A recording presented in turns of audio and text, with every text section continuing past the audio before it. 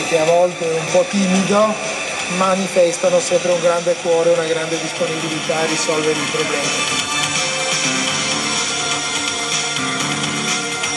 La città di Padova è ricchissima di attività commerciali, abbiamo un numero di negozi davvero elevatissimo e questo consente a ogni nostro quartiere di essere qualcosa di vivo.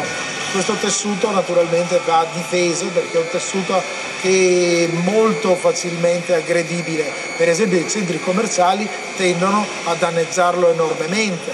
Abbiamo allora impedito nuovi centri commerciali nella nostra città proprio per non danneggiare il tessuto del commercio diffuso e contemporaneamente abbiamo cercato tutti i modi di rendere accessibile il centro. Il tram è la prima grande dimostrazione di questo. Nei prossimi anni lavoreremo soprattutto sul tema dei parcheggi, senza per questo però calare nell'impegno per le piste ciclabili, per l'uso delle due ruote in generale e per l'uso del mezzo pubblico che a Padova sta diventando davvero uno strumento formidabile. Padova non ha delle periferie, ha dei quartieri, c'è una grande differenza. Le periferie sono prive di identità, i quartieri invece hanno una loro personalità. Abbiamo negozi diffusi in ogni posto e questo consente di dare un'identità. Sono cose fondamentali in una città e tutto questo tessuto va mantenuto perché caratterizza i nostri quartieri.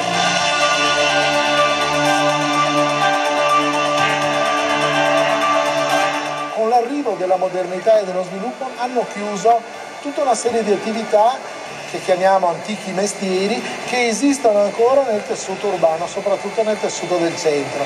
Per cui abbiamo rilegatori di libri, per cui abbiamo i corniciai, per cui abbiamo i tappezzieri.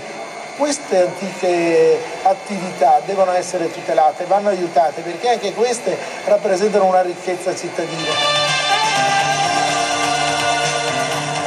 Il tema della sicurezza è il tema della libertà delle persone. Se un'anziana signora esce dall'ufficio postale e viene derubata del portafoglio, non avrà perso solo i soldi della pensione, ma avrà perso anche la sicurezza di potersi muovere liberamente nella propria città. Va difesa ed è un dovere assoluto al quale le amministrazioni devono rispondere. E agli immigrati abbiamo dato un messaggio chiaro.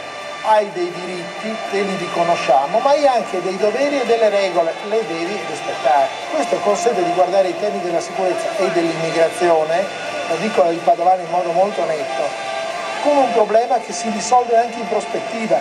Chi racconta che si potrà tornare indietro nel tempo a una comunità che non ha per esempio gli immigrati, racconta una grande bugia. Noi dobbiamo pensare alla comunità con gli immigrati e a vivere sicuri con loro. Questa è la sfida.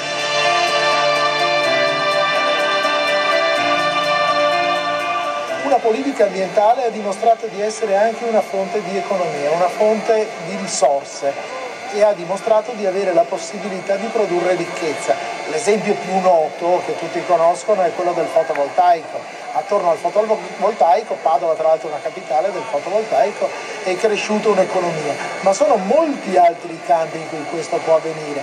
L'economia che orbita, che gira attorno all'ambiente è un'economia che